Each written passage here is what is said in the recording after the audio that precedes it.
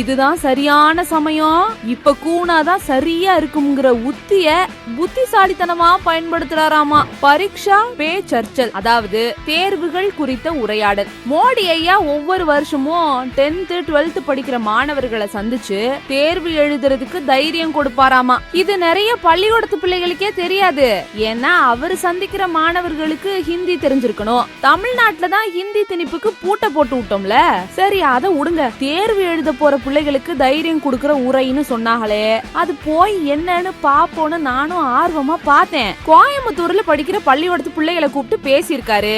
அதுவும் ஹிந்தி தெரிஞ்ச பிள்ளைகளை மட்டும்தான் கூப்பிட்டு பேசியிருக்காரு. வணக்கம்ங்கிற வார்த்தை தவிர அங்க எந்த தமிழ் வார்த்தையுமே வரல. நல்ல வேலை, எங்க ஜெய் ஸ்ரீராம்னு சொல்லி ஆரம்பிச்சிருவாரோன்னு பயந்துட்டேன். அது மாதிரி எதுவும் நடக்கல. எனக்கு ஒரு சந்தேகம். ஆமா மோடிஜி, நீங்க ஏன் அரசு பள்ளி மாணவர்களை மட்டும் சந்திச்சு தேர்வு தைரிய உரையாடல வழங்கவே மாட்டீங்க? ஓ, அவங்க ஹிந்தி தெரியாது வெளியே போங்கன்னு சொல்லிடுவாங்கன்னு பயப்படுறீங்களா? இல்ல தமிழ்ல பேச சொல்லிடுவாங்கன்னு பயப்படுறீங்களா? மோடிஜி, இது வடநாடு கிடையாது, தமிழ்நாடு.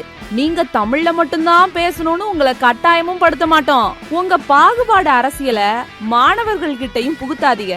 எதிர்கால பிஜேபியின் அடிமை தொண்டர்களா மாணவர்களை மாத்த நினைக்காதீங்க. நீங்க நினைச்சாலும் அது நடக்காது, அம்பிட்டு தான் சொல்லுவேன். சரி நான் வாரேன்.